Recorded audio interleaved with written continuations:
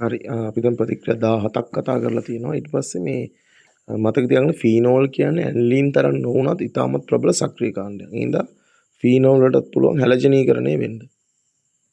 Br2 දැම්මොත් එහෙම නැත්නම් Cl2 දැම්මොත් ඕතෝ දැන් දෙකටයි පැරාතනටයි Br වැදිලා මේ වගේ සුදු පාට අවක්ෂේපයක් හම්බ වෙනවා. මම ඒක දාන්න 19 ප්‍රතික්‍රියාව කියලා. Cl2 දැම්මොත් ඒක මම 20 දාන්නම්. මේ වගේ ඕතෝ දැන් දෙකටයි පැරාතනටයි Cl වැදිලා සුදු පාට අවක්ෂේපයක් ලැබෙනවා. ඒතර මේ ඔක්කොම ලියා ගන්න. මම මේ කටුවට වගේ ලියනවා. ඔයගොල්ලෝ පැහැදිලිව ලියන්න. හරි. එතකොට මේ අංක 19 20 ප්‍රතික්‍රියා ෆීනෝල් වල ඉලෙක්ට්‍රෝෆිලික ආදේශ ප්‍රතික්‍රියා. එහෙනම් අර කටුවැඩේ කොලේ ලියා ගන්න අංක 19 හා අංක 20 ප්‍රතික්‍රියා මොකද්ද?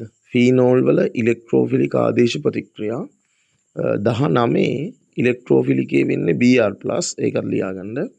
20 ඉලෙක්ට්‍රෝෆිලිකය Cl+. හරි නේද? ඉලෙක්ට්‍රෝෆිලික ආදේශ ප්‍රතික්‍රියා බෙන්සීන් ප්‍රතික්‍රියා වර්ගයක්ම තමයි. හරි.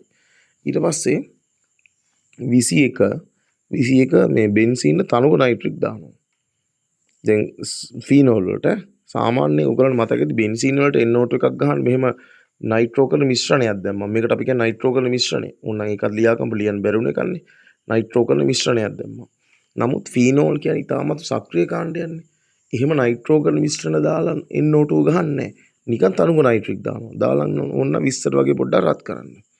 රත් කරාම ඕතෝ තැනට හරි පැරාතනට හරි NO2 එකක් වදිනවා. සාන්ද්‍ර නයිට්‍රික් එහෙම දැම්මොත් නයිට්‍රෝ කරන මිශ්‍රණ කොහොමද දාන්නේ? එහෙම දැම්මොත් මේක පුපුරනවා. සාන්ද්‍ර නයිට්‍රික් දැම්මොත් වෙන්නේ ඕතෝ තැන් දෙකටයි පැරාතනට NO2 3ක් බැඳෙන එක. හරි. එතකොට මේක 21 මේක 22. පොඩ්ඩක් මෙතනම අපි හදාගමු.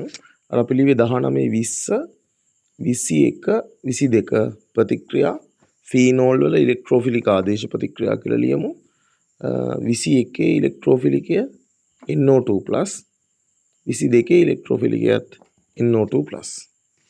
ඒක තේරෙන්නේ නේද? ෆීනෝල් වලට තනුක නයිට්‍රික් දානවා. දැම්මහම 20ට වගේ රත් කරන්නේ. රත් කරාම NO2 එකක් වදිනවා. සාන්ද්‍ර නයිට්‍රික් දැම්මොත් NO2 3ක් වදිනවා. අර තනුක බෙන්සීන් වලට තනුක නයිට්‍රික් දැම්මට ඕක හරියන්නේ නැහැ. ඒතන සාන්ද්‍ර නයිට්‍රික් සාන්ද්‍ර සල්ෆියුරික් උත්ප්‍රේරකයකුත් දාන්න ඕනේ. එතකොට තමයි යාන්තම් බෙන්සීන් වලට NO2 එකක් වදින්නේ. දැන් මෙතනදී ෆීනෝල් කියන්නේ ඉතාමත් සක්‍රීය කාණ්ඩයන්නේ. ඉඳා NO2 එකක් ගන්න තනුක නයිට්‍රික් ඇති. හරි. ඊට පස්සේ පුතේ අපේ පොතේ තියෙනවා මෙන්න මෙහෙම අපි ප්‍රතික්‍රියා 22ක් ඉවරයි. එතකොට මෙන්න මෙහෙම එකක් රිසෝස් එකේ තියෙනවා බලා ගන්න මේ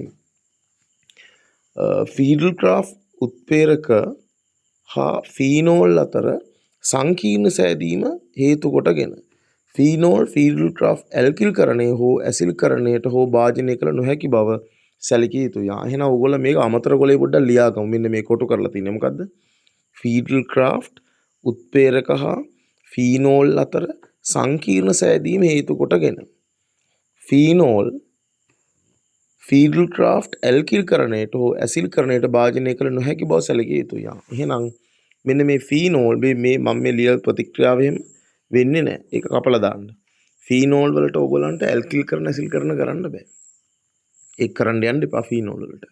හරි ඇල්කිල්කරණය කරන්නත් බෑ ඇසිල්කරණය කරන්නත් බෑ. හරි. මේ වෙනුවට මෙතන කපපු එකේ මෙතන පොඩ්ඩක් ඕගොල්ලෝ දාගන්න සෝඩියම්. ෆීනෝල් වලට සෝඩියම් දැම්මහම වෙන්නේ O- Na+ වෙලා H2 පිට වෙන එක. මෙතෙන්ට අපි දාමු Na සෝඩියම් කියනට NaOH. සෝඩියම් කියලා ලියලා තියෙන එක NaOH දාගමු. එතකොට O- Na+ හා ජලය තමයි හම්බෙන්නේ. O- Na+ හා ජලය. මේක 23 මේක 24. හරි. එතකොට 23 24 ප්‍රතික්‍රියාවල පුතේ මෙන්න මේ OH බන්ධනය කැඩෙන එක වෙන්නේ. බීම් මෙතනින් කැඩෙන්නේ මේ. 23 දී වෙන්නේ මේ OH බන්ධනය කැඩෙන මේ H එකයින් වුණා H2 විදියට ඒ වෙනකොට සෝඩියම් වැදුණා මේ. O- Na+ මේ.